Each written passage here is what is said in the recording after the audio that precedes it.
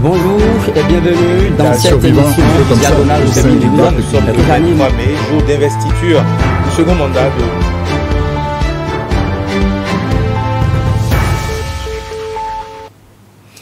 Mesdames et messieurs, merci de nous suivre sur BNews et bienvenue sur Diagonale. Nous recevons ce matin un acteur politique. David Kofi Aza est désormais membre du parti Mouel Bénin.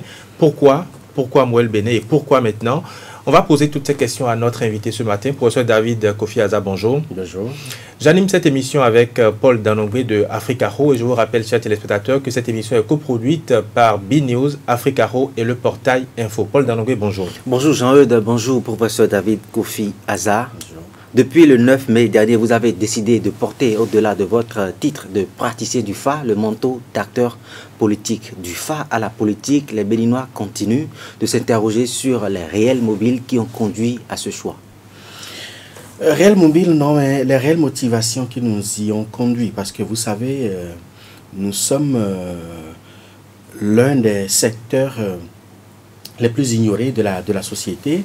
Et aujourd'hui, nous avons décidé de prendre notre destin en main puisque depuis les années 60 à aujourd'hui, le législateur n'a jamais pensé assainir, réglementer le milieu des cultes endogènes malgré toutes les dispositions que la Constitution, les différentes constitutions ont prévues par rapport à cela. Et aujourd'hui, il faut également dire que nous sommes un milieu où les grands acteurs de cette vie se sentent méprisés, se sentent lésés parce que les différentes préoccupations que nous avons, les différentes revendications, je préfère utiliser le mot revendications que nous avons et que nous avons tout le temps porté à la connaissance de nos autorités, on nous a purement et simplement ignorés.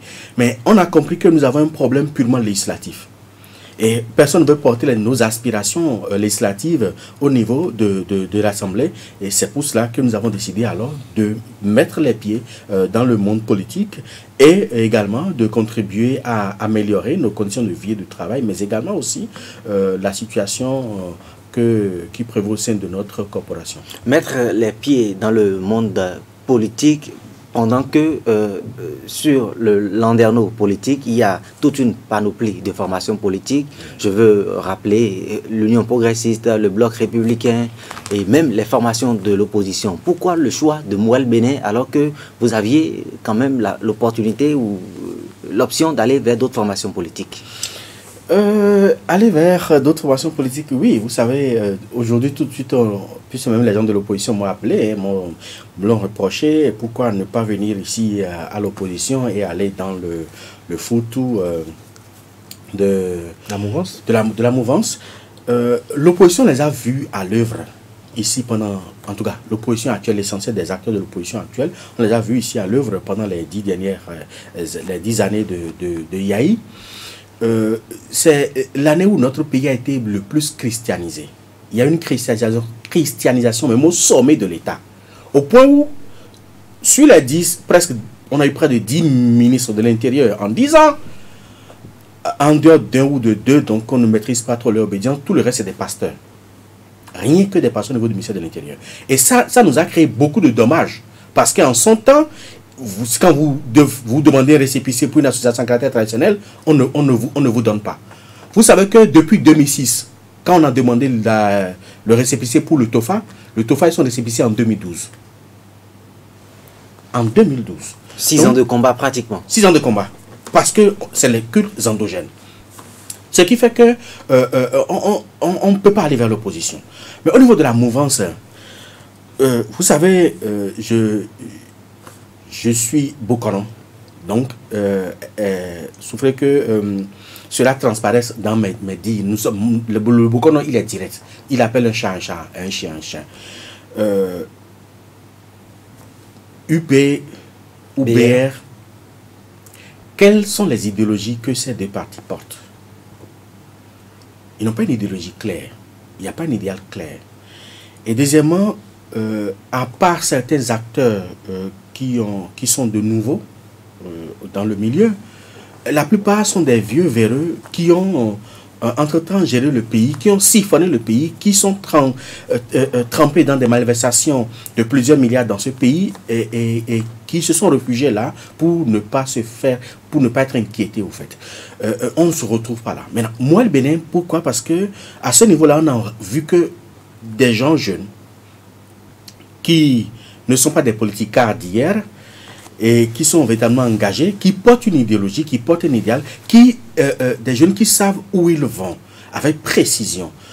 Et ils portent des messages qui sont très proches, des valeurs morales qui sont proches de notre tradition, de notre religion endogène. C'est pour ça que nous avons décidé alors d'engager les discussions depuis plusieurs mois avec le bureau politique de cette formation-là pour aller vers là afin qu'ils puissent porter nos revendications et nos aspirations légitimes.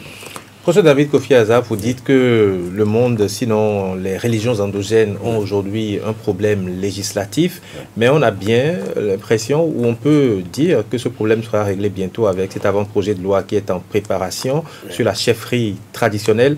Alors, qu'est-ce que vous venez apporter de nouveau? Jusque-là, nos aspirations n'ont pas été prises en compte. Je vous fais l'historique.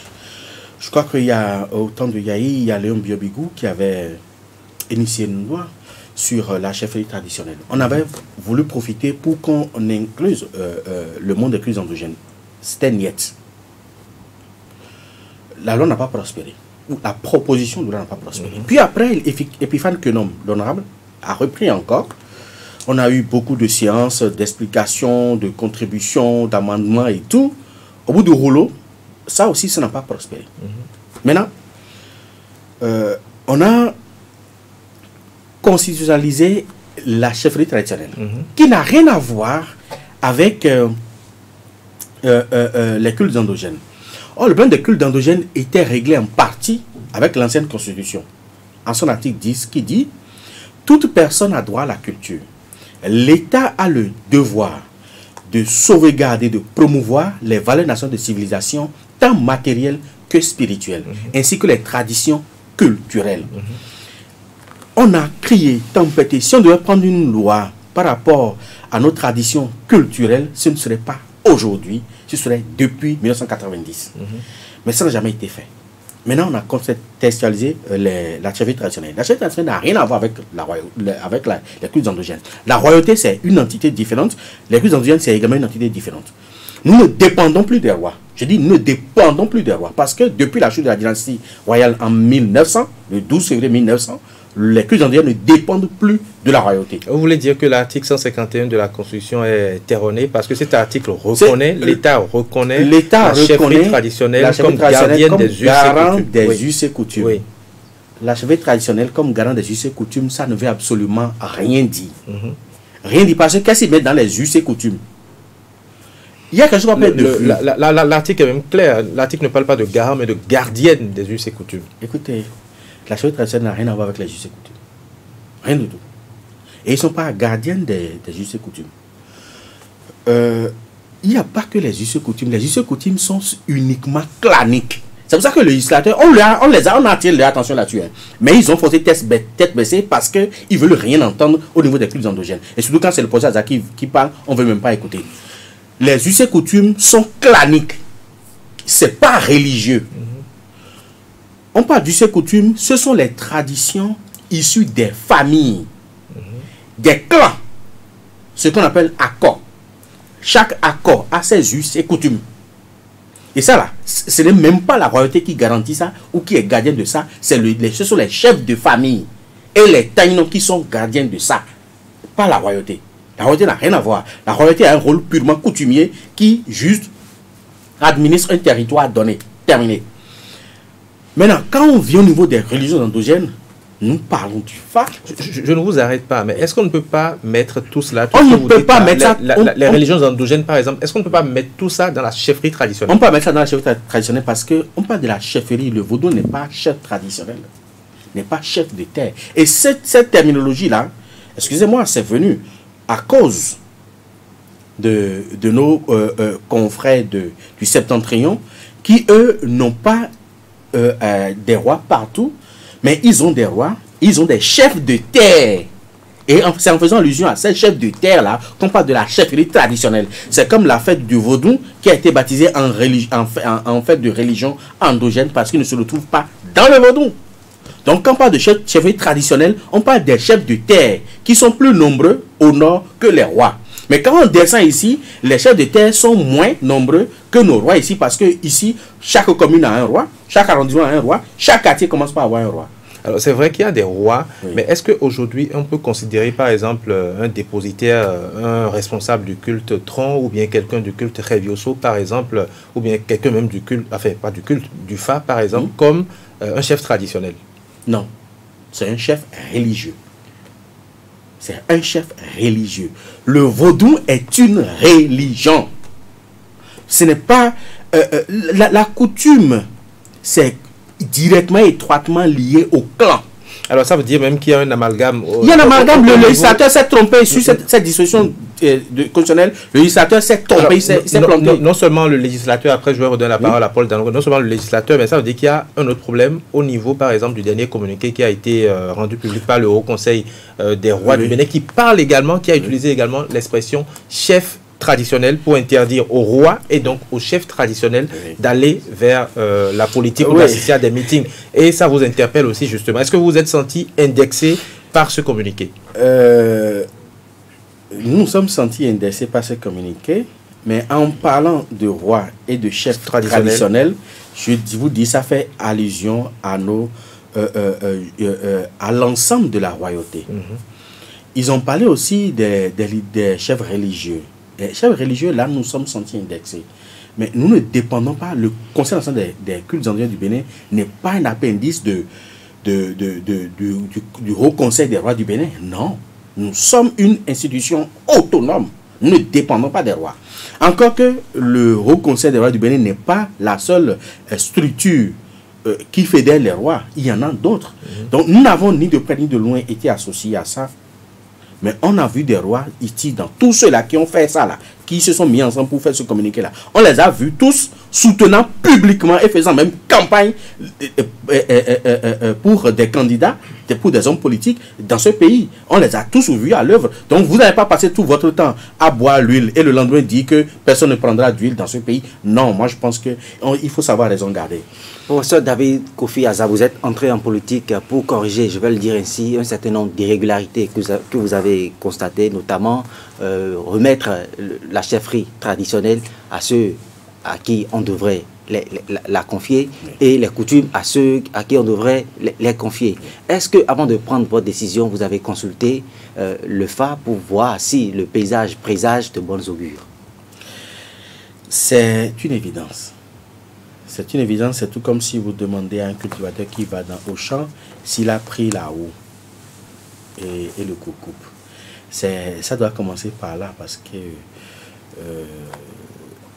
nous et Yonwao et si alors melon, je sais faire le fa, et le fa, comme son nom l'indique, fakhlun, qui veut dire l'avenir, je sais décrypter l'avenir.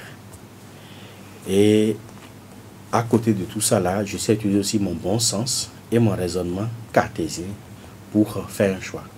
Les Béninois seront certainement intéressés par quel sera votre avenir en politique. Mon avenir en politique dépend de moi, mais va rejaillir forcément sur notre communauté, la communauté des cultes endogènes du Bénin. Et ils n'ont qu'à rester tranquilles. On dit en fond, quand la rivière se draine vers la crue, on n'a pas besoin d'amener la pirogue pour aller à sa rencontre. Elle viendra. Alors, on va décrypter, non seulement, vous n'avez pas trop voulu parler de votre avenir, mais on va décrypter l'avenir de votre parti politique, aujourd'hui, Mouel Bénin. On est un peu surpris quand vous dites, quand vous avez affirmé le 9 mai dernier, que c'était le tournant de votre vie, que c'était une renaissance, que c'était un nouveau soleil qui se levait. On se dit, nouveau tournant, vous allez quand même vers un parti politique qui ne pèse pratiquement rien sur l'échiquier politique, qui a eu moins de 0% ou 1%, je ne me rappelle plus exactement les chiffres, lors de la dernière élection, les dernières élections communales. Comment est-ce que ce parti sera représentatif selon vous au plan national? Que vous a dit le FA? C'est vrai que vous ne révélez pas publiquement vos consultations, mais est-ce que le FA voit par exemple Mouel Bénin siéger au Parlement en 2023? Ce que nous savons, c'est que Mouel Bénin sera au Parlement en 2023. Par quelle magie? pas par la magie, mais par la volonté du peuple. Vous savez, les choses ne sont pas tout le temps les mêmes. Mais nous sommes en politique. Il y a pas un pari gagné en politique avant les consultations elles-mêmes. Je ne vous arrête pas. Je ne voudrais pas que vous puissiez parler en parabole, mais dites-nous de façon claire comment le parti Mouel Bénin de Jacques Kayadji peut aller au Parlement en 2023 quand on sait que ce parti ne vaut que 0% ou moins d'1% au plan national et que le PRD qui existe depuis 30 ans, c'est vrai, qui a bâti toute sa notoriété au niveau de l'OME, n'a pu obtenir que 5 ou 8%, je ne sais plus trop. Comment est-ce que Mouel Bénin pourra surmonter, je vais dire, pourra aller au Parlement? De façon claire, dites-nous ce que vous voulez faire. De façon claire, je ne vous dirai pas par où on va passer, mais je vous dirai de façon très claire que nous allons porter notre message à la population. La population va adhérer à notre message et la population jugera qui ira au Parlement ou pas. Professeur David Kofi Aza, j'ai presque envie de vous demander, et si jamais, au soir du 8 janvier 2023, Mouel Bénin n'arrivait pas à franchir la barre des 10% imposés par ce serait la population qui aurait décidé ainsi. Et qu'en serait-il de vos propos aujourd'hui? Ce ne serait pas faute de ne pas y aller. Je vous dis, je vous le garantis, même si Mouel Bénin est considéré aujourd'hui comme un parti qui pèse moins d'1% et qui est un petit parti, voilà les arguments qu'on m'a balancés avant ma déclaration, même après la déclaration. Même si Mouel Bénin est un petit parti aujourd'hui, je ferai de ce parti un grand parti demain. Est-ce parce que vous êtes praticien avéré du fait que le président du Mouel Bénin, Jacques Kayadji, s'est rapproché de vous? Il ne s'est pas rapproché de moi. Jacques Kayadji, on se côtoie depuis au moins 15 ans. Et il a toujours été l'un des soutiens indéfectibles du TOFA. Et en dehors de ça, nous avons tout le temps discuté de la chose publique, surtout ses convictions, ses aspirations qu'il porte et tout. On a toujours tout le temps échangé. Donc ce n'est pas aujourd'hui. Et Mouel Bénin n'est pas allé vers nous. Mais nous sommes allés, nous sommes partis vers Mouel Bénin. C'est nous qui avions sollicité Mouel Bénin pour apporter quelque chose à Mouel Bénin et pour non seulement le faire grandir, mais pour lui permettre aussi de porter aussi nos aspirations. Est-ce par reconnaissance à Jacques Kayadji pour avoir non, pas du tout. Si montré de la disponibilité à accompagner le TOFA? Si cela devrait être par reconnaissance, je serais parti normalement à UP. Alors, dites-nous... Parce que la plupart de ceux le gros lot de ceux qui me soutiennent sont à UP. Alors, vous dites que vous êtes allé vers Jacques Kayadji, donc vers Mouel Bénin. Vous êtes allé vers Mouel Bénin. Vous qui? Vous, David Kofi Aza, vous avec le CONASEB, vous avec qui d'autre? Parce qu'aujourd'hui, c'est vrai qu'on parle de ce pas de ce ralliement, de cette adhésion à Mouel Bénin, mais pour l'instant, on ne voit que vous. Avez-vous un mouvement? Avec qui est-ce que vous voulez évoluer? Qui sont ceux qui veulent vous soutenir au sein de ce parti ou cette formation politique? D'ici, j'ai un mouvement, oui, mais mes différents mouvements ne vont pas avec moi. C'est moi qui suis parti. Parce que dans ces mouvements, je préside actuellement le Conseil national des cultes endogènes du Bénin. Jusqu'en 2019, j'ai présidé l'association Bénin TOFA, l'association des fabriques cybercons du Bénin, l'ordre mondial Aquaba, qui est un ordre qui est présent dans 52 pays aujourd'hui. Je préside un autre ordre présent dans près de 60 pays également, au nord, Authentique et Universel Ordre de la Reine-Mère. Mais ce n'est pas toutes ces structures-là qui vont. C'est des structures qui sont politiquement... qui sont apolitiques, au fait. Mais aujourd'hui, David Kofi Aza n'est plus un individu. David Kofi Aza, qu'on veuille ou non, est devenu une institution, en fait, qui draine derrière des milliers, des dizaines de milliers, voire centaines de milliers de sympathisants, de fans, d'amis et autres. Donc, la problématique de l'adhésion, par exemple, du Conseil national des cultes endogènes du Bénin à moi, non. Le Conseil national des cultes endogènes du Bénin est apolitique et autonome. Donc, ce n'est pas ça qui adhère. Mais les individus qui sont membres sont libres de leur appartenance politique comme religieuse. Donc, ceux-là, nous avons entrepris des consultations avec eux, on a discuté avec eux, et ensemble on a pris une décision. Mais ce n'est pas le conseil qui va en politique, mais ce sont les individus du conseil qui vont en politique. La chefferie traditionnelle, les individus, les religions endogènes, on considère les premiers responsables aujourd'hui, vous êtes en train de le dire, comme la Constitution les reconnaît comme institution désormais quand ce projet de loi... La Constitution ne nous reconnaît pas, nous autres. Mais la chefferie traditionnelle, oui. Quand le projet de loi va passer, c'est justement d'ailleurs ce que dit le Haut Conseil des rois du Bénin dans son communiqué. Et c'est ce qui fait que ce Haut Conseil interdit justement aux rois et aux chefs traditionnels de faire la politique. Est-ce que vous ne voulez pas une chose et son contraire? Parce que quand ce projet de loi va passer, on vous reconnaîtra comme institution. Est-ce qu'une institution peut aller faire la politique? Ce projet de loi prend en compte la chefferie traditionnelle et les rois du Bénin. Point. Mais ça ne prend pas en compte jusqu'à aujourd'hui les acteurs des cultes endogènes que nous sommes. Donc ça ne nous concerne pas pour l'instant. Si ça nous concerne, on doit pouvoir nous associer. Parce que ce qui est fait pour vous et sans vous est forcément contre vous. Alors, supposons un instant qu'on vous associe parce qu'on peut vous associer. Puisque le 11 mai dernier, en Conseil des ministres, on a mis en place une commission pour pouvoir réfléchir sur l'élaboration justement de cette proposition, de cet avant-projet de loi. Et les travaux ne se feront pas sans consulter certaines personnes. Si on arrivait à introduire ou à inclure dans cet avant-projet de loi des dispositions permettant de pouvoir gérer convenablement et de pouvoir organiser, administrer les religions endogènes, qu'est-ce que vous ferez? Nous allons y participer, nous allons contribuer. Mais cela ne suffit pas. Cela même si la loi est votée aujourd'hui, je ne vais pas seulement au Parlement pour ça, mais pour beaucoup d'autres choses. Vous voulez aller vous-même au Parlement? Je compte bien si mon parti... Ça veut dire que vous serez candidat? Si mon parti m'en juge digne, je serai candidat. Je ne dirai pas non, j'irai. D'accord. Et j'irai pour apporter beaucoup d'autres choses. Vous savez, nous avons beaucoup de défis. Nous avons des défis, même au niveau de l'environnement. Des défis au niveau de l'environnement parce que, et plusieurs fois on a posé ce problème, la personne a voulu régler ça. Aujourd'hui, le gouvernement actuel fait beaucoup de choses. La ville se modernise. Il y a des routes un peu partout. Et cela pose un problème, par exemple, à nos différentes pratiques. Nous avons des sacrifices que nous faisons, que nous déposons au niveau des carrefours. Ces sacrifices aujourd'hui, à n'importe quel carrefour, les plus grandes voies aujourd'hui sont bitumées, c'est goudronné, c'est bien beau. Nous ne pouvons plus déposer nos sacrifices à ces carrefours-là. Il nous faut trouver une solution de substitution. Mais il faut qu'on discute avec le pouvoir, il faut qu'on légifère pour pouvoir trouver cette solution de substitution-là. Parce que si on dépose un sacrifice à un carrefour aujourd'hui, ça va provoquer des accidents. Ça va salir la ville et dégrader tout ce que l'État est en train de faire comme effort. Donc, il faut qu'on s'asseye pour en discuter. Et là encore, c'est mon milieu. C'est vrai que je n'aime souvent pas en parler. J'ai un diplôme de consultant en environnement et développement durable depuis plusieurs années déjà.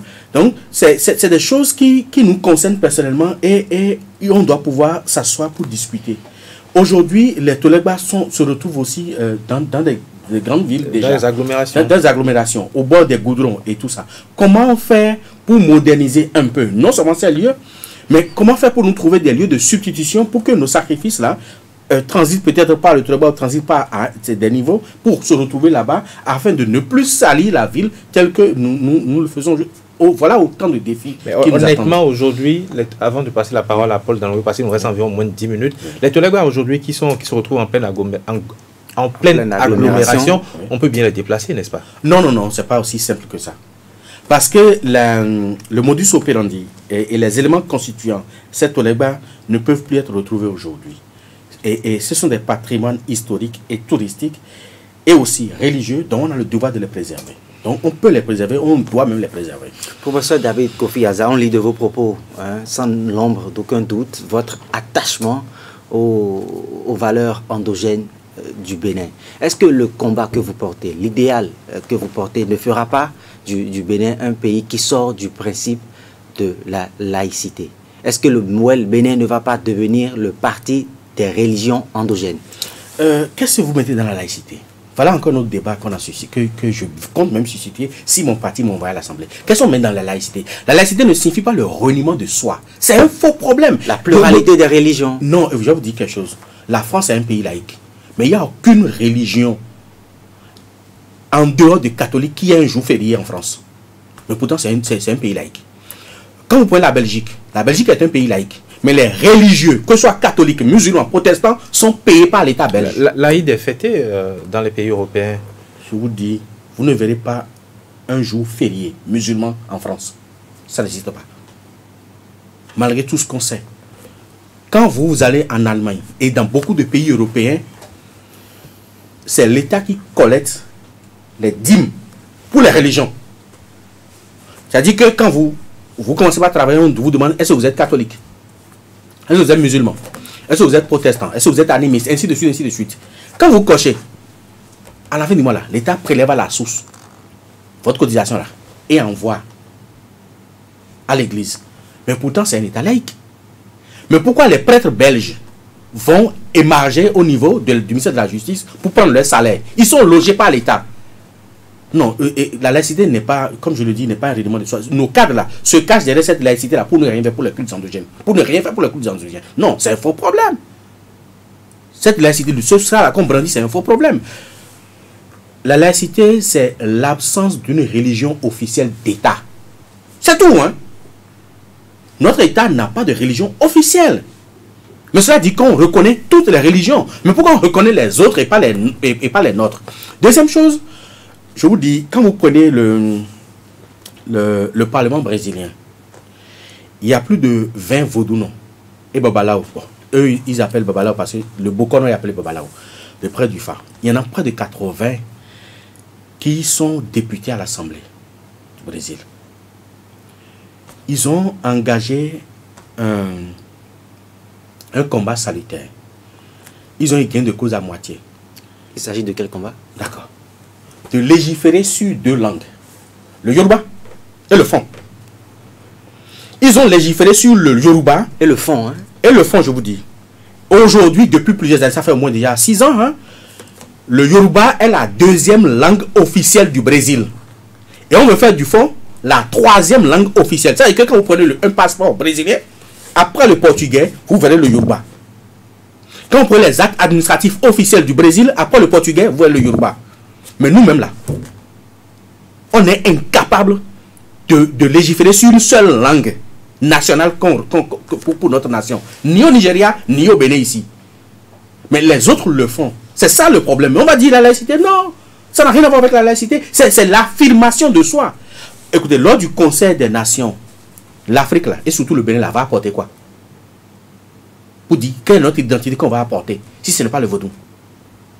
Qu'on ne nous dise pas que à cause de la laïcité, on va laisser tomber le vaudou. Vous savez combien... j'étais en France, dans la semaine, on doit rapatrier les trésors royaux. Oui. Pendant ce temps-là où on doit rapatrier les trésors, ils ont mis 2 semaines pour que la population vienne visiter les trésors, les œuvres avant que ça ne parte. Vous savez combien de personnes ont visité ça? 2 millions. 2 millions de Français. En deux semaines. L'entrée à 25 €. Je vous laisse le temps de calculer ce que ça a engendré. Mais ça, c'est parti dans les caisses, pas dans les caisses du Bénin. Ça veut dire que nous détenons quelque chose qui draine de l'argent. Aujourd'hui, le tourisme le plus rentable au monde, c'est le tourisme religieux. Vous pensez que c'est... Le Bénin, normalement, doit revendiquer plus de 2 milliards. Après de 2 milliards de sympathisants du vaudou à travers le monde. Au Brésil, quand vous allez au Brésil, en Uruguay, en Paraguay, en Argentine, en Chili, la religion la plus importante, c'est le candomblé. Le candomblé a été créé par la maman du roi Guesso, Naya Gontime. C'est parti du vaudou. Mais qu'est-ce qu'on en fait aujourd'hui? Rien du tout. Et c'est pour tout ça que nous avons dit, il faut que l'État légifère sur ça. Nous-mêmes, nous ne considérons pas les choses, mais les autres là-bas légifèrent sur notre patrimoine à nous. On légifère là-dessus. Mais nous-mêmes, nous ne faisons absolument rien du tout, parce qu'on nous parle de laïcité. Mais pourtant, ces pays sont laïcs. Professeur, vous n'avez pas répondu à ma question. Est-ce que votre entrée au parti Mouel Bénin fait désormais de cette formation politique le creuset qui je vous dis, ça ne porte pas d'entorse à la laïcité. Et ça ne veut pas dire que c'est un parti des religions endogènes. Non. Dans Mouel Bénin, il y a les religieux, il y a un peu de tout au fait.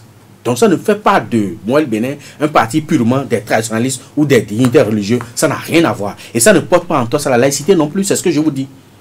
Une dernière question que j'ai envie de vous poser, professeur, avant de laisser la parole à Jean-Claude Bitokwe.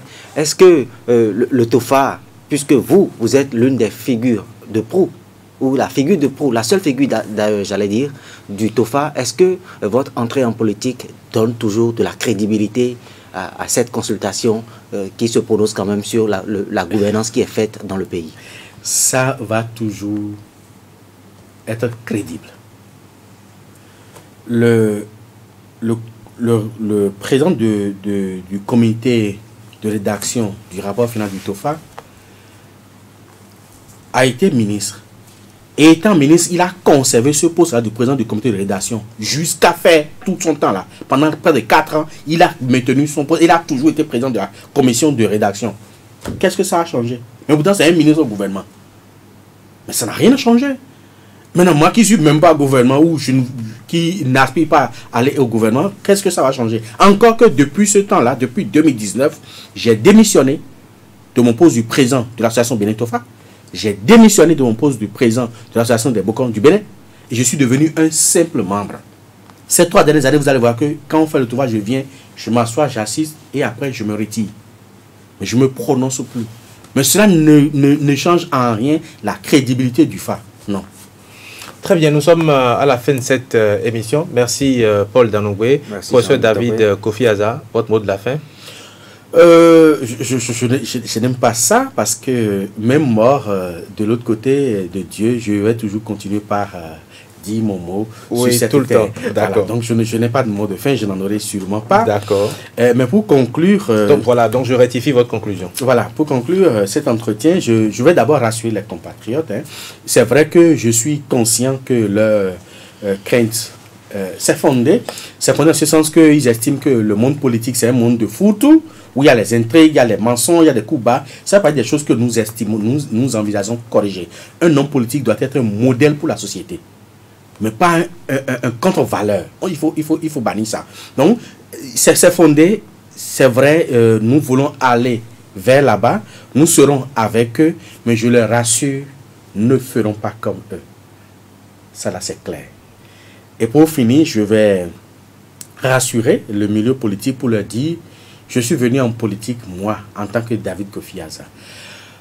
Parce que certains craignent qu'il y aura un combat déloyal, parce que je maîtrise les choses des cultes endogènes, donc ce ne sera pas seulement que le travail sur le terrain, ce sera les combats, la guerre des choses dans l'ombre. Il n'y aura pas la guerre des choses dans l'ombre, ils n'ont qu'à être rassurés, ce sera un combat loyal. Très bien, merci bien professeur David Kofi Aza. Je rappelle que vous étiez notre invité sur ce plateau ce matin, avec où nous avons parlé de votre adhésion au parti Moël Bénin, de vos intentions également, et surtout des législatives très rapidement de 2023. Merci d'être passé sur ce plateau, chers téléspectateurs. Merci de nous avoir suivis et à très bientôt.